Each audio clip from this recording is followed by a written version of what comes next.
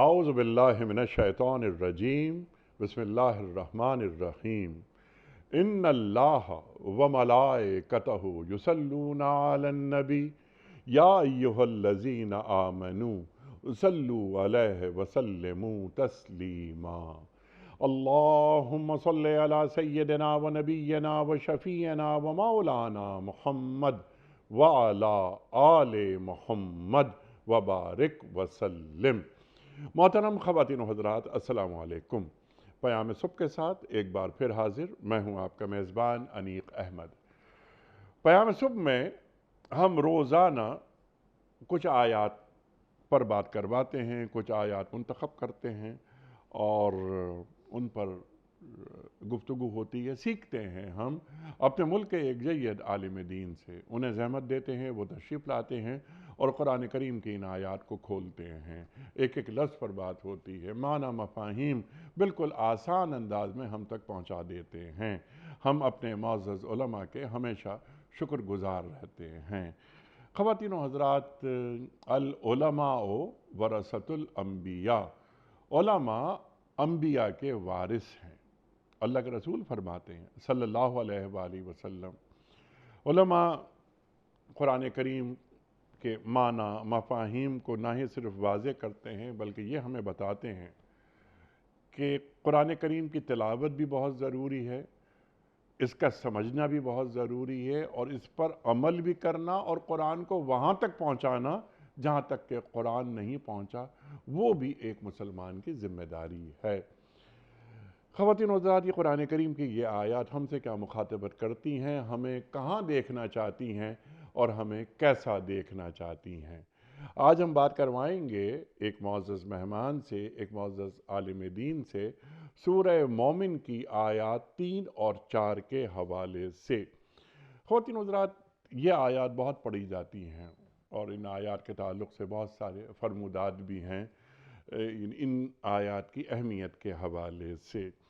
اللہ فرماتا ہے کہ اللہ گناہ معاف کرنے والا ہے۔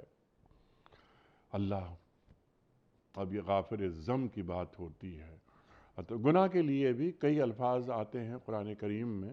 یہاں پر جو ذنب کا لفظ آیا ہے اس کو ذرا ہم کھلوائیں گے کہ ذرا بالکل واضح کر دیں ہمارے معزز مہمان کہ اللہ گناہ معاف کرتا ہے، توبہ قبول کرتا ہے۔ اللہ تعالیٰ کی رحمت تو اس کے غضب پر حاوی ہو گئی۔ کتب علی نفسہ الرحمہ، اللہ اکبر، اللہ نے رحمت کو اپنے ذمہ کرم پر لے لیا، اللہ اکبر۔ تو اللہ توبہ قبول کرتا ہے، لیکن صرف یہاں یہی نہیں، اللہ سخت سزا بھی دیتا ہے۔ وہ صاحب فضل ہے، کوئی معبود اس کے سوا نہیں، کوئی معبود اس کے سوا نہیں۔ اپنا رخ اللہ کی طرف بالکل سیدھا رکھنا، توحید خالص، اللہ اکبر، اسی کی طرف سب کو پلٹنا ہے۔ یہ اللہ بیان کر رہا ہے۔ پھر اللہ تعالیٰ فرماتا ہے اگلی آیت میں کہ اللہ کی آیات میں جھگڑا نہیں کرتے، مگر صرف وہ لوگ کرتے ہیں اللہ کی آیات میں جھگڑا کہ جنہوں نے کفر کیا ہے۔ یہ دوسرا موضوع، یہ بھی ہم بات کروائیں گے کہ اللہ کی آیات ہیں، یہ قرآن کریم، یہ اللہ کی آیات، ان میں جھگڑا، اگر کوئی علمی اختلاف بھی ہو تو پہلی بات تو یہ کہ علمی اختلاف علماء کی حد تک ہو، عوام میں وہ اختلاف نہیں لایا جائے۔ بات کروائیں گے اس پر، امت کو جوڑا جائے، منتشر نہ کیا جائے۔ ہم کیا کر رہے ہیں اور یہ آیات ہمیں کیا بتا رہی ہیں۔ تیسرا پوائنٹ، دنیا کے ملکوں میں یہ جو کفر کی چلت پھرت ہے، بہت اعلیٰ مقامات ہیں ان کے دنیا میں، دولت بہت ہے ان کے پاس، یہ تمہیں کسی دھوکے میں نہیں ڈال دے، یعنی کامیابی اور ناکامی دونوں اللہ تعالیٰ کے ہاتھ میں ہیں۔ اللہ کامیاب کسے کہتا ہے اور ناکام کسے کہتا ہے۔ خواتین و حضرات، بہت سارے سوالات اس ذیل میں ہم اٹھائیں گے اور سیکھیں گے اپنے عہد کے ایک جید عالم دین سے۔ تشریف فرما ہے محترم مفتی فضل سبحان صاحب۔ خواتین و حضرات، مفتی فضل سبحان صاحب ہمارے ملک کا ایک جانا مانا نام، مقبول اور محبوب نام، فارغ التحصیل جامعہ بنوری ٹاؤن۔ مفتی صاحب کو خوش آمدید کہتے ہوئے پروگرام کا آغاز اللہ تعالیٰ کے بابرکت نام سے، سورہ مومن اور آیات 3 اور 4۔ اعوذ باللہ من الشیطان الرجیم، بسم اللہ الرحمن الرحیم۔ غافر الذنب وقابل التوب شدید العقاب ذی الطول، لا الہ الا ہو الیہ المصیر۔ ما یجادل فی آیات اللہ الا الذین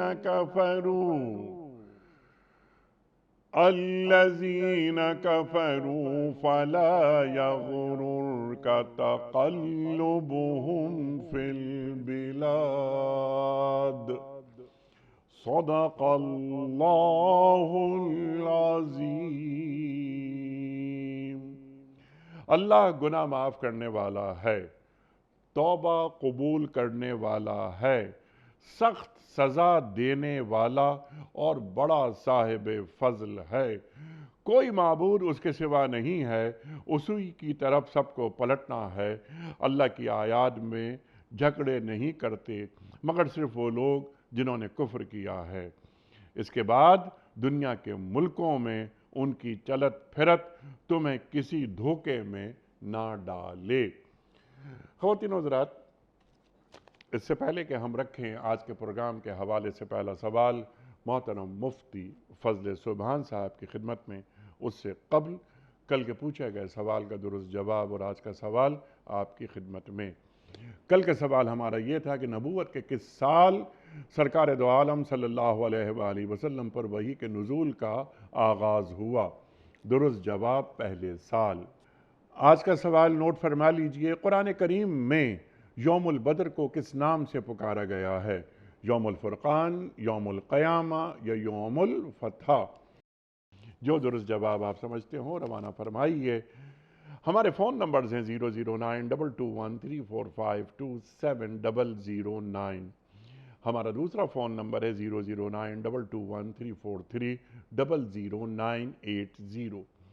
ہمارا ای میل ایڈریس ps@duniatv.tv، ہمارا SMS کا نمبر 3031 اور ہمارا واٹس ایپ کا نمبر ہے 009232182500194۔ حضرت ارشاد فرمائیے، اہم آیات، بہت سارے موضوعات اور گفتگو میں آتی ہیں یہ آیات بار بار، اور ان آیات کی برکتوں کے حوالے سے بھی بڑی گفتگو آئی ہے۔ ارشاد فرمائیے، ایک ایک لفظ کو ہم کھولتے ہیں۔ میں نے انٹرو میں کچھ کہنے کی کوشش کی۔ ارشاد۔ نحمدہ و نصلی علی رسولہ الکریم۔ مومن کا جو شیوہ ہے، الایمان بین الخوف والرجاء، اللہ اکبر، کہ ایمان امید اور خوف کی درمیانی کیفیت کا نام ہے۔ اسی کی طرف اشارہ کیا ان آیات میں، غافر الذنب وقابل التوب شدید العقاب، اللہ اکبر، کہ وہ اللہ وہ گناہوں کو معاف بھی کرتا ہے، توبہ کو قبول بھی کرتا ہے، لیکن اس کے ساتھ ساتھ پکڑ بھی اس کی بہت سخت۔ اللہ اکبر۔ عموماً جو لوگ گمراہ ہوتے ہیں تو اس کی دو ریزن ہوتی ہے، یا تو کوئی بہت زیادہ امید میں مبتلا ہو جاتا ہے، اور جو اللہ کا عقاب ہے، جو پکڑ ہے، خوف ہے، وہ ختم ہو جاتا ہے۔ وہ کہتے ہیں جی اللہ غفور الرحیم ہے، اور گناہوں کے دلدل میں دھنستا چلا جاتا ہے۔ اور کچھ لوگ جو بیراروی کا شکار ہوتے ہیں تو وہ مایوس ہو جاتے ہیں، اور فرمایا لا تقنطوا من رحمت اللہ، اللہ کی رحمت سے مایوس بھی نہیں ہونا۔ لا تیأسوا من روح اللہ الا القوم الکافرون۔ جس طرح امید اور خوف کو ان آیات میں جمع کیا اسی طرح نبئ عبادی انی انا الغفور الرحیم وان عذابی هو العذاب العلیم، اس میں بھی جمع کیا کہ میرے بندوں کو یہ بات بتا دو کہ میں بخشنے والا رحم کرنے والا بھی ہوں، لیکن ساتھ ساتھ میرا عذاب وہ بھی دردناک ہے۔ اسی طرح قرآن کریم میں سورہ فجر میں بھی ہم دیکھیں، اگر 30ویں پارے میں، وہاں بھی فرمایا کہ جب انسان کو نعمت ملتی ہے تو وہ اس نعمت پر اترانے لگتا ہے، لیکن جو ہی تھوڑی سی مصیبت آتی ہے جزا فضا شروع کر دیتا ہے۔ تو انسان کو چاہیے کہ یہ امید اور خوف کی درمیانی کیفیت میں رہے۔ حضرت عمر رضی اللہ عنہ نے اس کو بہت زیادہ اچھا اس کو کھولا اور ایکسپوز کیا کہ اگر قیامت کے دن یہ اعلان ہو جائے کہ سارے انسان جنت میں جائیں گے سوائے ایک آدمی کے، تو مجھے اتنا ڈر ہے کہیں وہ ایک آدمی میں نہ ہوں، اور اگر یہ اعلان ہو جائے کہ سارے انسان جہنم میں جائیں گے صرف ایک آدمی جنت میں جائے گا، تو اللہ کی رحمت سے اتنی امید ہے کہ وہ ایک آدمی میں ہوں گا۔ سبحان اللہ۔ ایک بچی روزانہ اپنے باپ کے پاس کھڑی ہوتی ہے، باپ شراب کی بوتل کھولتا ہے اور کہتا ہے اللہ غفور الرحیم ہے، پی لیتا ہے۔ ایک دن اس 5-6 سال کی بچی نے اس وقت جب اس نے شراب کی بوتل کھولی اور منہ کے قریب لے جا کر یہ کہتے ہوئے کہ اللہ غفور الرحیم ہے پینے لگا، تو اس بچی نے کہا وہ جبار اور قہار بھی۔ اب اس ایک جملے سے اس کا پورا پیراڈائم چینج ہو گیا اور اس کے اوپر خوف طاری ہو گیا۔ تو علماء نے لکھا ہے کہ ہر آدمی کی کنڈیشن کو دیکھا جائے۔ ایک آدمی اگر پہلے سے اس کے اوپر اللہ کا خوف غالب ہے، اب اس کو مزید ڈرانے کی ضرورت نہیں ہے، اس کو امید دلائی جائے۔ لیکن ایک آدمی گناہوں پر اتنا جری ہو چکا ہے، اب اس کو امید نہ دلائی جائے، اس پر خوف کی کیفیت کو پیدا کیا جائے۔ غالباً شاہ عبد القادر جیلانی رحمۃ اللہ علیہ نے 18 سال تک رحمت الہی پر درس دیا کھولا۔ ایک دن عذاب الہی پر بات کی، اللہ والوں کی زبان سے بات نکلتی ہے، اثر تو ہوتا ہے۔ تو مجمع کی چیخیں نکل گئی، مجمع بہت سا جو ہے وہ بے ہوش ہو گیا، ایک رقت طاری ہو گئی۔ اللہ نے دل میں بات ڈالی کہ میرے بندوں کو میرے عذاب سے ڈرانے کی کیا ضرورت تھی۔ وہ کہنے لگے اللہ 18 سال تک رحمت الہی کو کھولا، ایک دن عذاب پر بات کی۔ اللہ فرمانے لگے کیا 18 سال میں رحمت ختم ہو گئی تھی؟ تو یہ جو غافر الذنب وقابل التوب، اس سورت کا نام ہی سورہ مومن ہے، کہ مومن کو یہ پرسپشن دیا جا رہا ہے کہ بھائی اللہ کی جو کتاب نازل ہوئی ہے اس میں پہلی بات اللہ کی صفت یہ غافر الذنب، تم اگر سمندر کے جھاگ کے برابر بھی گناہ لاؤ گے، زمین اور آسمان کا خلا بھی اگر تمہارے گناہوں سے بھر جائے گا، زمین کی چھاتی کو تم سیئات سے بھر دو گے، اس موقع پر بھی تم نے مایوس نہیں ہونا۔ حضرت عمر رضی اللہ عنہ کے بارے میں بھی آتا ہے کہ ان کے پاس ایک شخص نے آ کے کہا جی مجھ سے گناہ ہو گیا، قتل ہو گیا، فلاں گناہ ہو گیا۔ حضرت عمر رضی اللہ عنہ نے یہ آیات پڑھی اور اس کو تسلی دی۔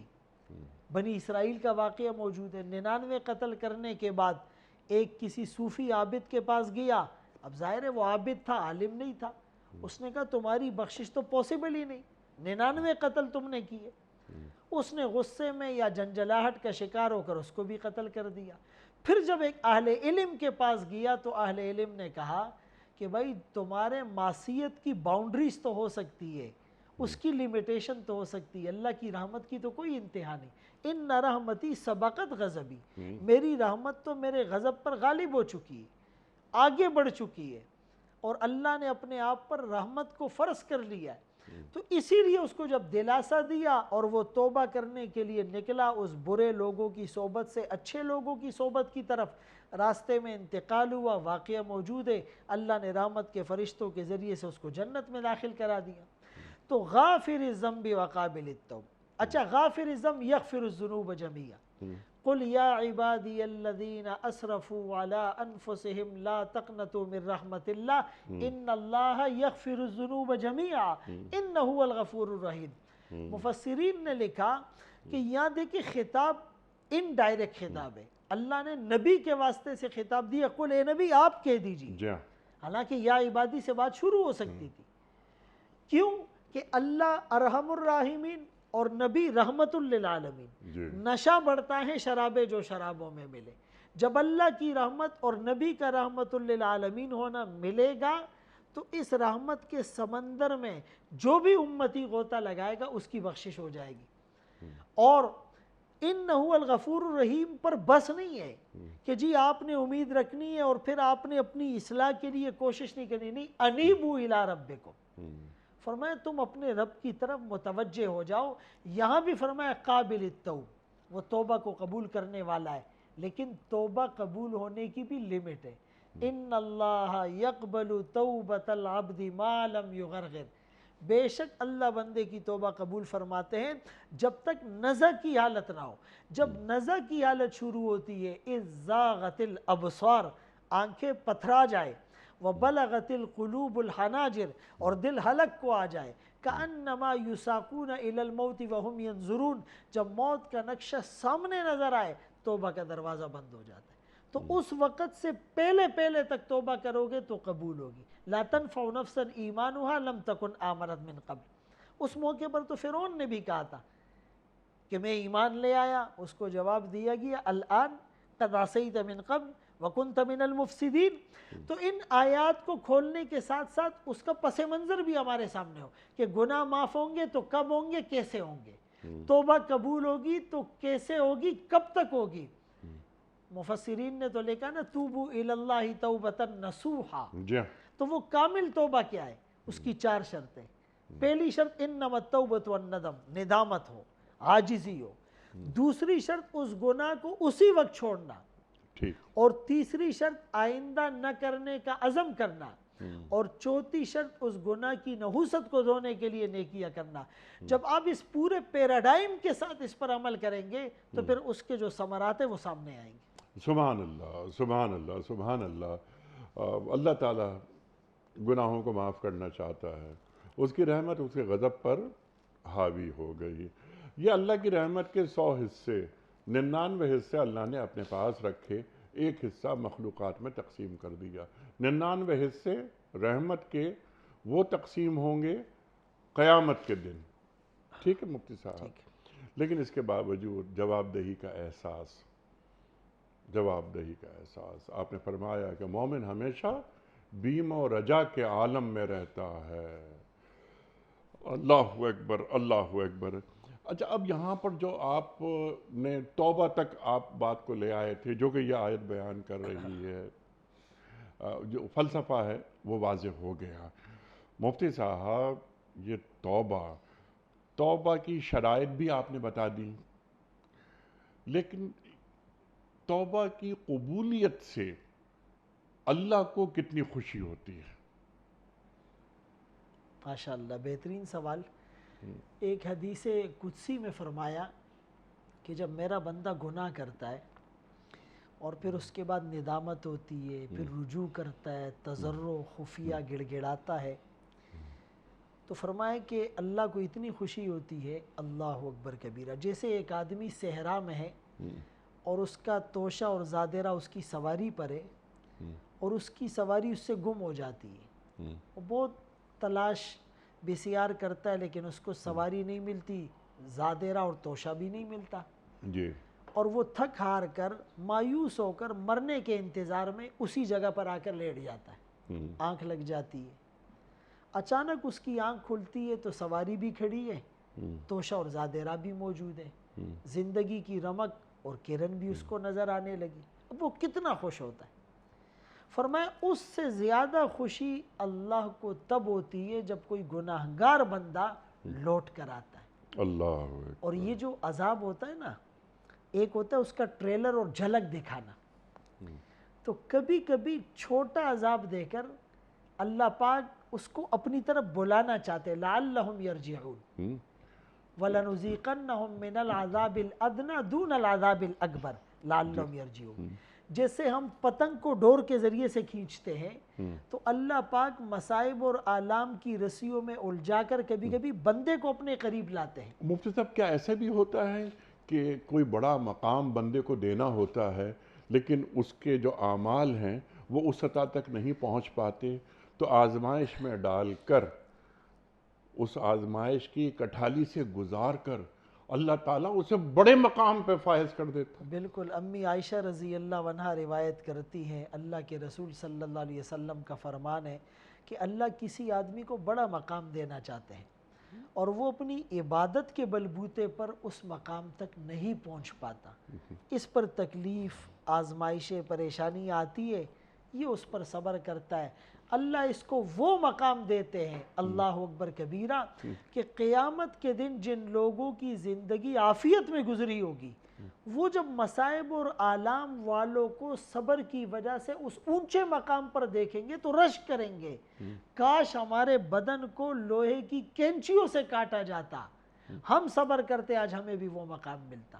اسی لیے تو اللہ والوں نے کہا کہ جیسے اللہ کی طرف سے آئی ہوئی نعمت اور خوشی کو ہم ویلکم کرتے ہیں، مصیبت کو بھی ویلکم کرے، تیرا دیا ہوا غم بھی مجھ کو عزیز ہے کہ تیری دی ہوئی چیز ہے۔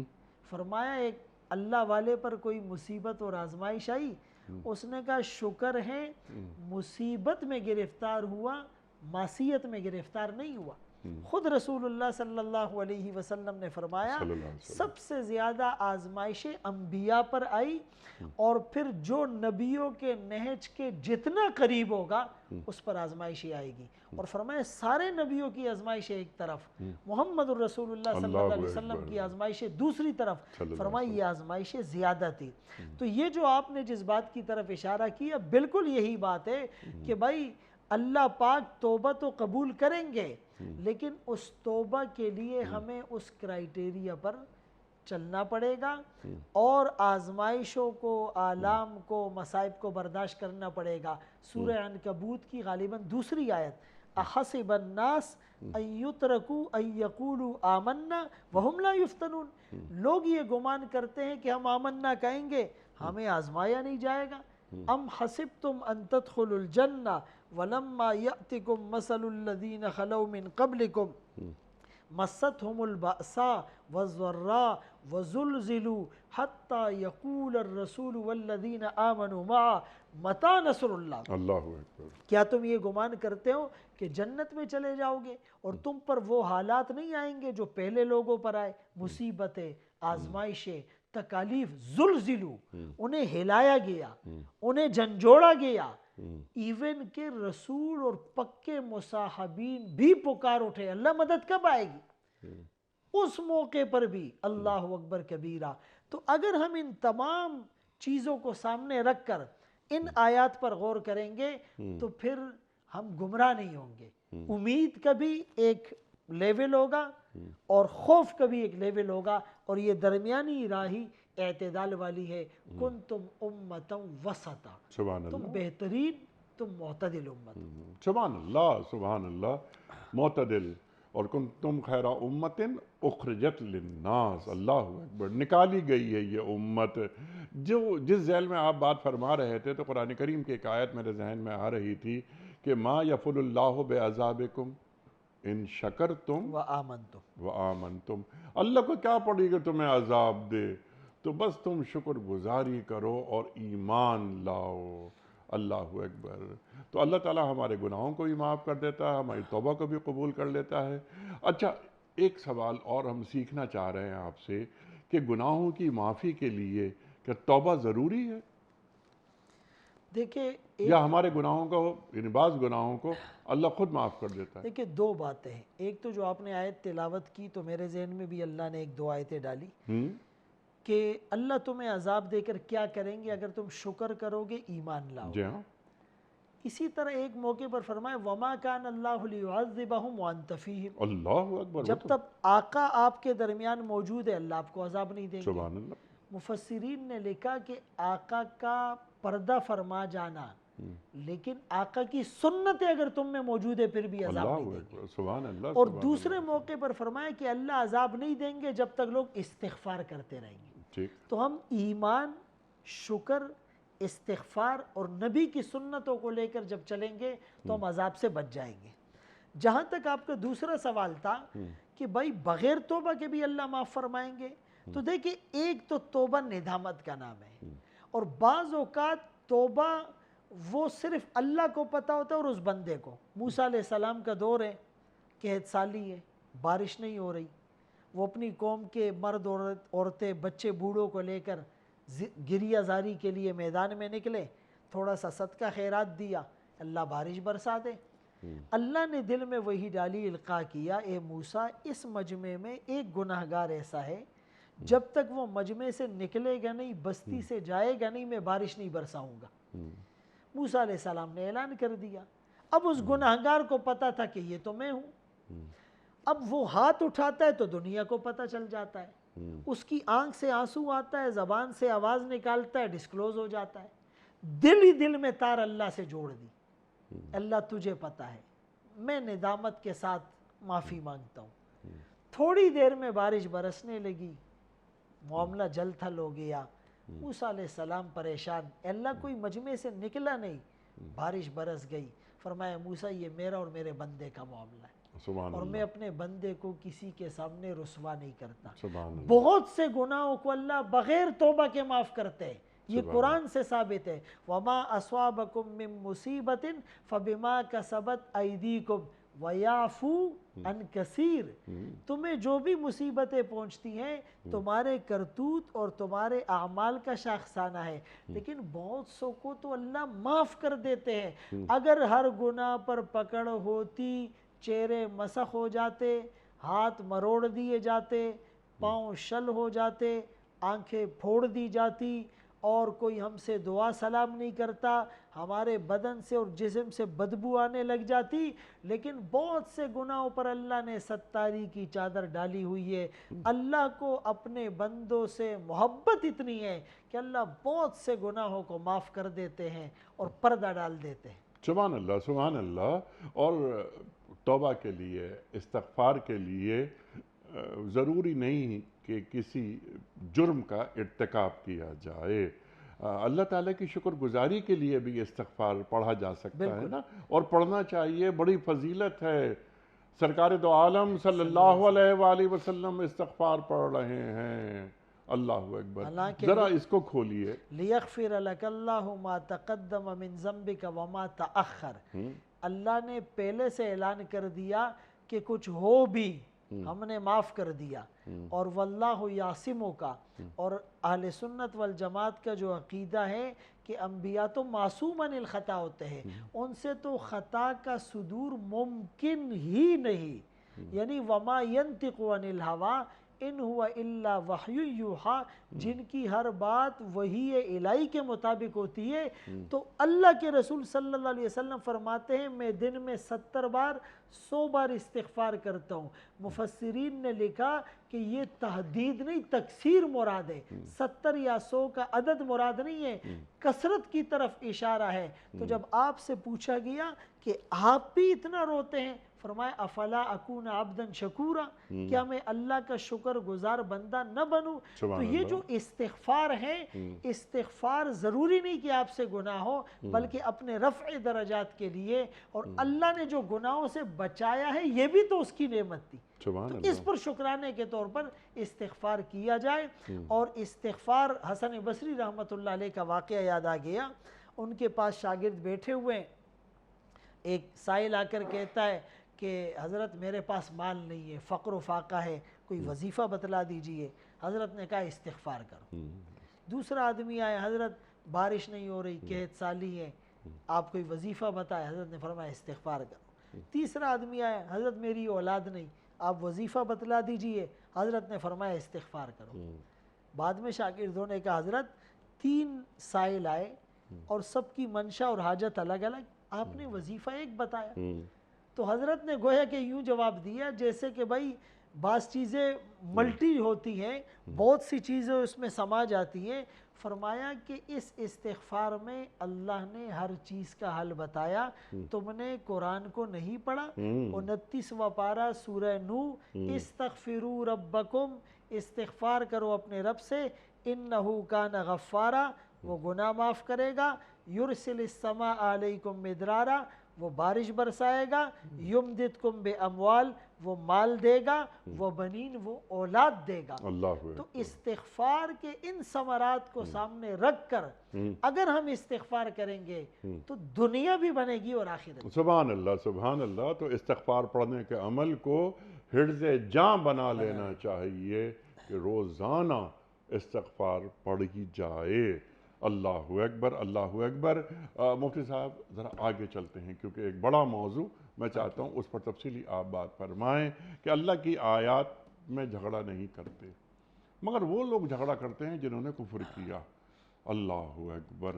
ذرا اس پر پہلے بات کر لیجئے آپ، ہم آپ سے کروا لیتے ہیں بات کو۔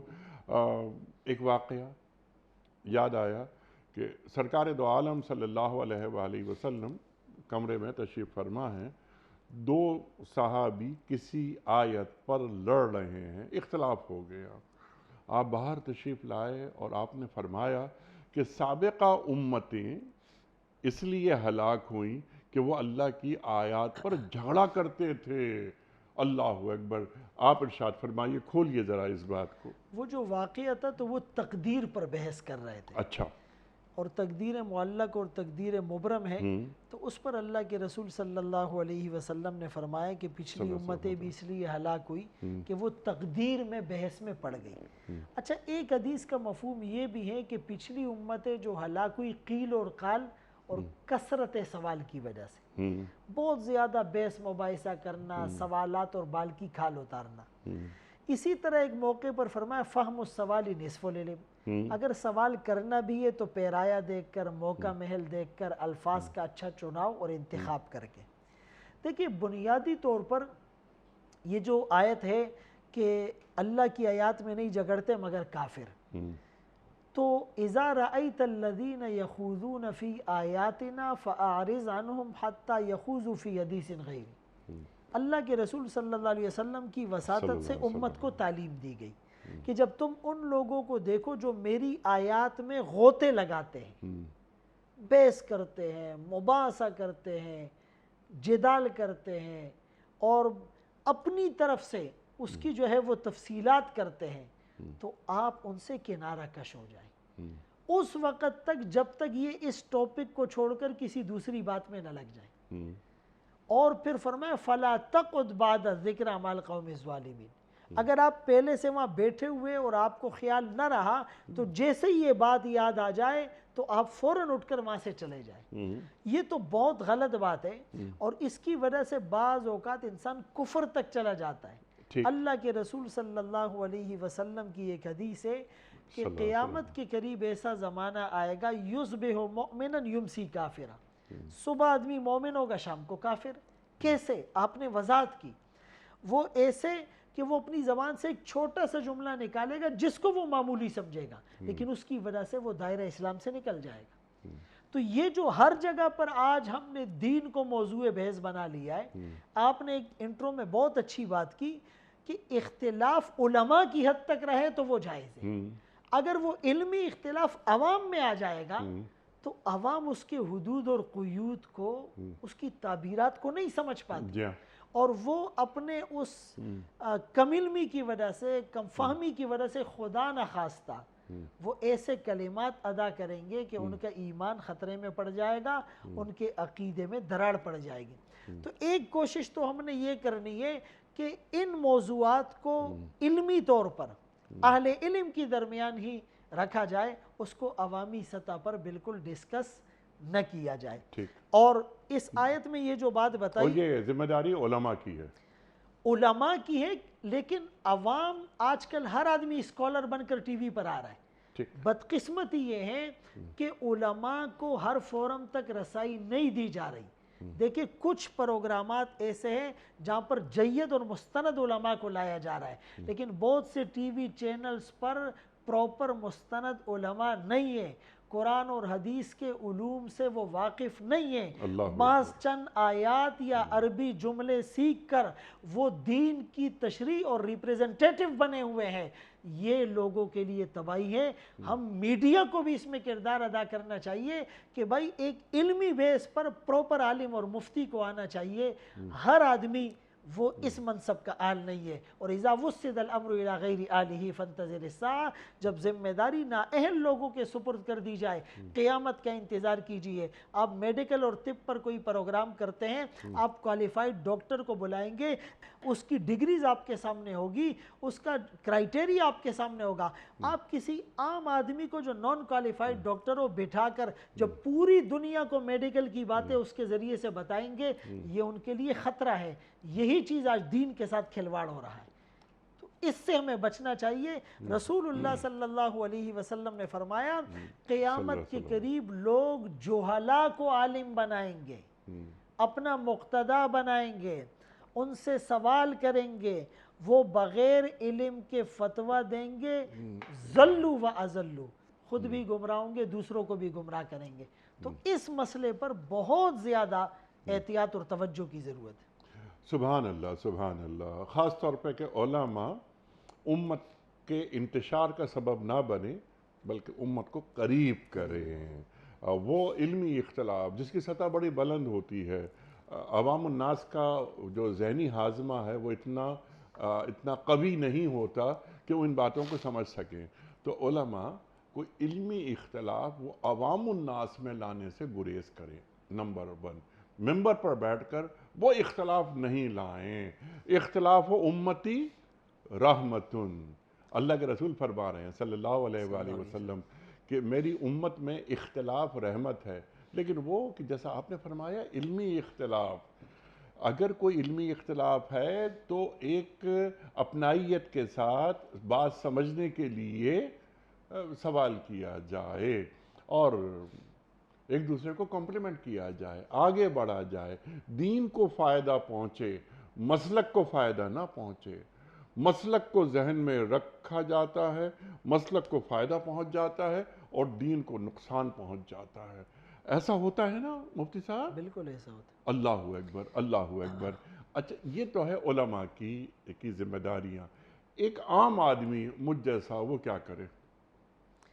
دیکھیں، عام آدمی کو یہی کرنا چاہیے کہ جیسے میں نے ایک تو میڈیا کے حوالے سے کہا جی کہ اکثر یہ اس طرح کی چیزیں وہاں سے وائرل ہوتی ہیں کہ وہاں پر اس کرائیٹیریا کا خیال رکھے بغیر جی جب آپ کم فہم کم علم لوگوں کو بٹھاؤ گے ٹھیک. تو عوام کا ذہن تو اسی سے جی خراب جی ہوگا. وہی نا، وہ تو اس کو صحیح تو سمجھ رہا ہے. عوام کو چاہیے کہ وہ ایسے پروگرامات نہ دیکھیں. اچھا، یعنی ایک غیر عالم بن کر اگر دین کو ریپریزنٹ کر رہا ہے اور اس کو پتہ ہے کہ یہ گمراہی پھیل رہی ہے اور یہ اپنے مسلک کو یا اپنے مفادات کو ترجیح دے رہا ہے، دین کو نقصان ہو رہا ہے، ہمارے دین کی ساکھ متاثر ہو رہی ہے، اسے کیسے معلوم ہوگا؟ وہ ایک سیدھا سادہ جب اس کا تعلق ممبر و محراب کے مستند علماء سے ہوگا اس کو پتہ چلے گا. ہمارے پاس وقت ہی نہیں. ہمارے پاس تو قرآن کے درس میں بیٹھنے کے لیے، قرآن کریم کا ترجمہ سمجھنے کے لیے، ایون کہ جمعے کے نماز میں آدھا گھنٹہ پہلے جا کر بات سننے کے لیے ہمارے پاس وقت نہیں ہے. ہم نے دنیا کو اپنے اوپر حاوی کر دیا ہے. تو یہ جو علم کا نہیں سیکھنا ہے، یہ جو علماء کے پاس نہیں بیٹھنا، یہ بھی گناہ ہے. اس گناہ سے جب تک عوام توبہ نہیں کرے گی تو صرف علماء کو رسپانسیبل نہیں قرار دیا جا سکتا. اور چہ جائے کہ مطلب نوبت بہیں جا رسید کے جھگڑا کر لینا. اللہ اکبر. جو یہ آیت بیان کر رہی ہے بالکل کہ یہ اللہ کی آیات پر جھگڑا کرتے ہیں صرف وہ لوگ جو کافر ہوتے ہیں، اللہ تعالیٰ کے نافرمان ہوتے ہیں. تو جھگڑا نہیں کرنا چاہیے. بلکہ ایک حدیث میں تو یہ بھی فرمایا کہ کچھ لوگ علم بھی اس لیے حاصل کرتے ہیں کہ اس کے ذریعے سے وہ جھگڑا کریں، بحث اور مباحثہ کریں، اپنی علمیت کو، اپنے تفوق کو جھاڑیں. اللہ اکبر. کتنی سخت وعید ہے. اللہ اکبر. اللہ تعالیٰ ہم سب کی حفاظت فرمائے. چونکہ ایک جگہ پر تو یوں کہا گیا ہے کہ سارے انسان ہلاک ہو جائیں گے سوائے علماء کے. پھر فرمایا علماء بھی ہلاک ہو جائیں گے سوائے عمل کرنے والوں کے. پھر فرمایا عمل کرنے والے بھی ہلاک ہو سکتے ہیں سوائے اخلاص والوں کے. پھر فرمایا والمخلصون علی خطر عظیم، اخلاص والے بھی پرخطر راستے پر ہیں. آپ نے حضرت علی رضی اللہ عنہ کا ایک قول کسی پروگرام میں نقل کیا تھا اور وہ بہت بہترین، کہ سب سے بہترین علم کون سا ہے؟ جو عمل پر ہو، سبحان اللہ، اور سب سے سبحان اللہ، ادنا علم کون سا ہے؟ جو صرف زبان پر ہو۔ اللہ اکبر۔ ایک دیہاتی تھا ہم، اور اس نے ایک جگہ بات کی کہ ہمارے اور صحابہ کی زندگی میں یا ہمارے اور صحابہ کے ایمان میں کوئی فرق نہیں الا شبرن، سوائے ایک بالشت کے۔ مجمع حیران ہو گیا، اتنی بڑی بات یہ دیہاتی کہہ رہا ہے۔ اس نے پھر کہا کہ ہمارے اور صحابہ کے ایمان میں کوئی فرق نہیں سوائے ایک بالشت کے۔ پھر اس نے کہا کہ ہمارا ایمان صرف ہماری زبانوں پر ہے، صحابہ کا ایمان قلوب میں تھا، اللہ اور یہ فاصلہ صرف ایک بالشت کا ہے۔ اسی لیے تو فرمایا قالت الاعراب آمنا قل لم تؤمنوا ولكن قولوا اسلمنا ولما يدخل الايمان في قلوبكم۔ زبان سے کہہ بھی دیا لا الہ تو کیا حاصل، دل و نگاہ جو مسلمان ہے کچھ بھی نہیں۔ اللہ اکبر، اللہ اکبر۔ علامہ اقبال کا ایک جملہ، اور وہ یہ فرماتے ہیں اس زمانے میں، جس زمانے میں تو مڈل کلاس بھی بندہ نہیں دکھتا تھا، میٹرک پاس بندہ بھی نہیں دکھتا تھا، کم ہے نا۔ آپ فرماتے ہیں کہ ایک بے عمل گریجویٹ کے مقابلے میں مجھے ایک با عمل جاہل زیادہ پسند ہے۔ با عمل، اللہ اکبر۔ اور وہ ایک ہے، ایک بہت ہی، جیسے آپ نے کہا نا کہ اپنا جو تکبر علمی، تکبر تقوی، کتنی مذمت کی گئی ہے اس بات کی ہے۔ اچھا، یہاں جو بات، اس کو کیونکہ وقت ختم ہو رہا ہے پروگرام کا، مفتی صاحب، آیات پر اللہ کی جھگڑا نہیں کرنا ہے، یہ پیغام آپ نے دے دیا۔ خواہ ہمارا اسکول آف تھاٹ کوئی بھی ہو، سامنے والے کے خلوص پر شک نہیں کرنا ہے۔ ہمارے پاس فوراً یہ انگلی اٹھا دی جاتی ہے فوراً کہ اللہ اکبر۔ اور یہاں تک ہی نہیں، افسوسناک بات ہمارے معاشروں کی یہ، مطلب یہاں تک معاملہ پہنچ گیا ہے کہ میں سراسر حق ہوں اور سامنے والا سراسر باطل۔ یہ میں کون ہوتا ہوں یہ طے کرنے والا، میں کون ہوتا ہوں سامنے والے کی نیت پہ شک کرنے والا؟ بلکہ مجھے دعا یہی کرنی چاہیے کہ اے اللہ، جو میرا عقیدہ ہے، جو میری عبادات ہیں، یہ تو قیامت کے دن بس مجھے رسوا نہ کیجیے۔ ایک اللہ والے سے کسی نے پوچھا کہ حضرت کچھ نصیحت فرما دیجیے، اور وہ حضرت کی صحبت میں کچھ 8-10 سال کا عرصہ بھی رہ چکا تھا۔ حضرت نے رخصت کرتے ہوئے کہا کہ نصیحت یہ ہے کہ خدا بھی نہ بننا، رسول بھی نہ بننا۔ وہ بڑا حیران ہوا کہ اتنے بڑے دعوے میں کیسے کر سکتا ہوں؟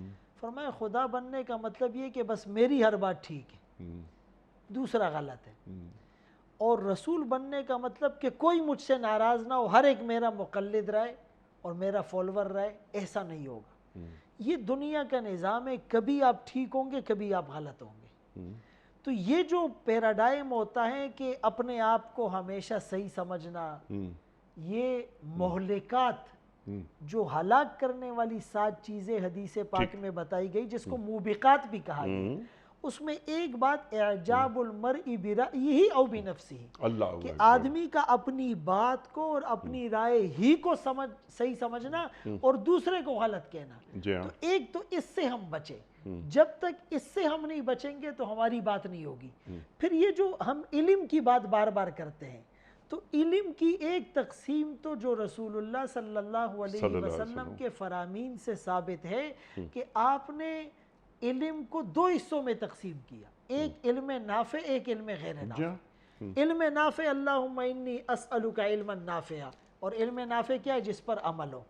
اور اللہم انی اعوذ بک من علم لا ینفع، اللہ میں پناہ مانگتا ہوں اس علم سے جو نفع نہ دے۔ گویا کہ جس علم پر عمل نہ ہو وہ علم ہی نہیں۔ اللہ اکبر، اللہ عمل سے اکبر۔ زندگی بنتی ہے، جنت بھی جہنم بھی، یہ خاکی اپنی فطرت میں، نہ نوری ہے نہ ناری۔ سبحان اللہ، سبحان اللہ۔ مفتی صاحب، ایک لاسٹ پوائنٹ رہ گیا، لاسٹ منٹ جاری ہے کہ یہ کفار کی جو چلت پھرت ہے، بڑی ان کی کامیابی، بظاہر بڑا منصب ان کے پاس ہوتا ہے، یہ چیزیں آپ کو دھوکے میں نہیں ڈال دیں۔ ہمیں کیا پیغام دیا جا رہا ہے اس آیت میں؟ ہم ان کے ظاہری عیش و عشرت کو دیکھ کر مرعوب نہ ہو، ہم مایوس نہ ہو۔ متاع قلیل، یہ بہت تھوڑی سی زندگی ہے، تھوڑا نفع ان کو اٹھانے دے دیا جائے. اخذناہم بغتہ، اچانک ہم انہیں پکڑیں گے. وَإِذَا أَرَدْنَا أَن نُهْلِكَ قَرْيَةً أَمَرْنَا مُتْرَفِيهَا فَفَسَقُوا فِيهَا. لیکن اس کے بعد جب پکڑ آئے گی، إِنَّ بَطْشَ رَبِّكَ لَشَدِيدٌ، پھر تیرے رب کی پکڑ بہت زیادہ سخت ہے. اور وہ کیسے پکڑ ہوگی کہ ایک موقع پر فرمایا کہ بعض اوقات لوگ رات کو جو ہے وہ سوئے ہوئے ہوں گے، اچانک عذاب آ جائے گا. أَفَأَمِنَ الَّذِينَ، اور بعض اوقات یہ دن کو کھیل کود میں مصروف ہوں گے اور اللہ کی پکڑ آ جائے گی. تو مومن کے لیے اس دنیا کو قید خانہ اسی لیے کہا گیا ہے کہ وہ تھوڑا سا آزمائش، آلام، مصائب کے اندر رہے گا، لیکن آخرت میں اس کو جو ملنے والی نعمتیں ہیں وہ دائمی ہیں، اور دنیا کی یہ ساری نعمتیں ختم ہو جائیں. سبحان اللہ. لیکن فلاح آخرت کے ساتھ ساتھ فلاح دنیا بھی. اللہ اور اللہ کے رسول صلی اللہ علیہ وآلہ وسلم مومنوں کو مفلس، غریب نہیں دیکھنا چاہتے. کاد الفقر ان یکون کفرا. ہاں حاصل کریں یہ تمام نعمتیں، یہ نعمتیں کفار کے لیے نہیں ہیں. جائز طریقے پر، حلال جائز طریقے پر، اور ان سے متاثر یا مروب ہونے کی ضرورت نہیں اگر یہ نعمتیں فی الحال کفار کے پاس ہیں. یہ اللہ کی نعمتیں ہیں، یہ تو اہل ایمان کے پاس ہونی چاہیے تھیں. اس کے لیے کوشش کرتا رہے آدمی، لیکن اللہ تعالیٰ کی فرما برداری کرتے اس ریس میں پڑھ کر، نعمتوں کے پیچھے پڑھ کر منعم کو نہ بھولے. سبحان اللہ. اس کے بتائے ہوئے طریقے پر کمائے بھی، لگائے بھی. سبحان اللہ سبحان اللہ. اور ان سے متاثر نہ ہو، ان سے مرعوب نہ ہو. اللہ اکبر. یہی فرق ہے اقبال کا اور سر سید کا. سر سید مرعوب ہو جاتے ہیں، اقبال مرعوب نہیں ہوتے. ٹھیک ہے مفتی صاحب؟ بالکل ایسا ہی. خواتین و حضرات، وقت یہاں مکمل ہوا ہمارے آج کے پروگرام کا. مفتی فضل سبحان صاحب کے ہم بڑے ممنون، بڑے شکر گزار. آپ تشریف لائے اور آپ نے یہ سورہ مومن کی آیات 3 اور 4 تفصیلی گفتگو فرمائی. ہمارے علماء تشریف لاتے ہیں، قرآن سے ہمیں قریب کر دیتے ہیں. اللہ تعالیٰ انہیں اچھا رکھے. خواتین و حضرات، اب آخری مرحلہ پروگرام کا کوئز. کل کا سوال ہمارا یہ تھا کہ نبوت کے کس سال سرکار دو عالم صلی اللہ علیہ وآلہ وسلم پر وحی کے نزول کا آغاز ہوا؟ درست جواب پہلے سال. ہمارا آج کا سوال آپ نوٹ فرما لیجئے کہ قرآن کریم میں یوم البدر کو کس نام سے پکارا گیا ہے؟ یوم الفرقان یا یوم القیامہ یا یوم الفتح؟ جو درست جواب آپ سمجھتے ہوں روانہ فرمائیے. ہمارے فون نمبرز ہیں 009221345270009. ہمارا دوسرا فون نمبر ہے 009221343000980. ہمارا ای میل ایڈریس ps@dunyatv.tv. ہمارا SMS کا نمبر 3031 اور ہمارا واٹس ایپ کا نمبر ہے 00923218250194. مفتی صاحب ایک پرچی نکال کر اعلان فرما دیجئے آج کے ونر کون ہیں؟ آج کے ونر ہیں فروہ اقبال، سٹی جڑاں والا. فروہ اقبال جڑاں والے سے. آپ کی خدمت میں دنیا ٹی وی کی جانب سے دینی کتب پر مشتمل گفٹ ہیمپر آپ کے گھر بذریعہ کوریئر روانہ کیا جا رہا ہے. آپ کو بہت بہت مبارک ہو. پیام صبح کا اختتام ہوتا ہے روزانہ ایک قول پر، اور وہ قول ہوتا ہے صاحب نہج البلاغہ امیر المومنین حضرت علی مرتضیٰ کرم اللہ وجہہ کا. آپ فرماتے ہیں پرانے دوستوں کی حفاظت انسان کی عظمت ہے. پرانے دوستوں کی حفاظت انسان کی عظمت ہے. سبحان اللہ سبحان اللہ. اپنے میزبان انیق احمد کو کل تک کے لیے اجازت دیجیے. خدا حافظ.